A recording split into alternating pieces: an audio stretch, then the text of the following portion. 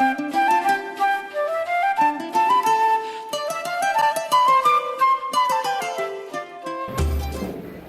cosa, de manera natural,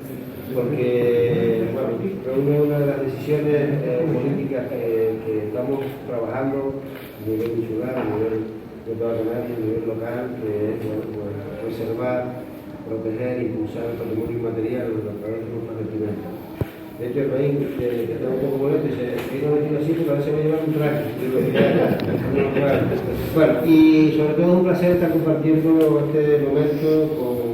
con las personas que me acompañan. Por un lado, el vicepresidente del Gobierno de Tenerife, Javier Medina, los compañeros de la corporación, Flora y Antonelli, el autor del cartel de este año, Marcos Díaz, y después estas tres personas que de nuevo han dado un valor, han incrementado la capacidad de reconocimiento de lo que hacemos en la laguna. Dulce Rodríguez, Luis Dávila y Juan de la Cruz, coordinador y comisario de la exposición, que luego creo que mejor que ellos no voy a ser yo para que los pongan. Pero primero quería dar la palabra a Caí, porque sin la ayuda del Cabildo, estas realidades no se podrían dar, no solamente aquí, sino por toda la isla. Y yo creo que me gustaría que nos dijeran unas palabras que lo acabo de ver sin... Muchísimas gracias. Gracias, José Alberto, de verdad que para mí es un honor, un placer estar aquí y ver este trabajo,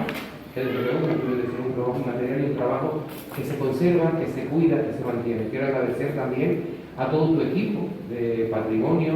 de la Laguna, de cultura, de fiestas, del Ayuntamiento de la Laguna, que le han puesto tanto cariño. Y por supuesto a los comisarios y a la comisaria de la exposición, que no en vano estamos trabajando en el Cabildo de Tenerife y hemos creado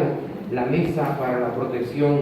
de nuestros trajes tradicionales. Nos hemos reunido ya varias veces y es un órgano que se va a constituir en el Cabildo Insular y donde desde luego la ciudad de La Laguna va a tener un protagonismo especial, evidentemente porque aquí se trabaja muchísimo la tradición, aquí hay muchos artesanos y artesanas que elaboran trajes típicos y tradicionales y aquí para muestra pues esto de que cómo se tienen que hacer las cosas, así que alcalde, a mí no me queda más que felicitarte por tu sensibilidad y porque desde luego lo nuestro hay que protegerlo a capa y espada, contra viento y marea. Muchísimas gracias y gracias por darme la palabra.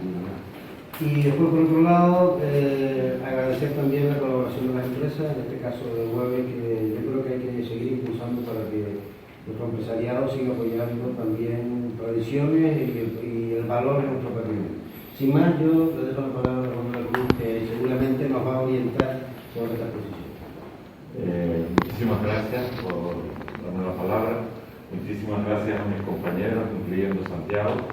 que nos ha estado ayudando a pie del cañón todo el rato y que yo creo que debiera figurar también como uno de los comisarios de la exposición porque sus opiniones también han ayudado a que esta exposición sea una realidad. Yo quiero disculpar la presencia de la directora del Museo de Historia y Antropología, que ha colaborado con un préstamo de parte de esta infraestructura que sustenta la exposición, porque por razones de salud no puede estar aquí. Y me dice que está encantada de colaborar con el Ayuntamiento y con cualquier iniciativa que sea tendente a conservar nuestras tradiciones. En este caso, la exposición en concreto se basa en los trajes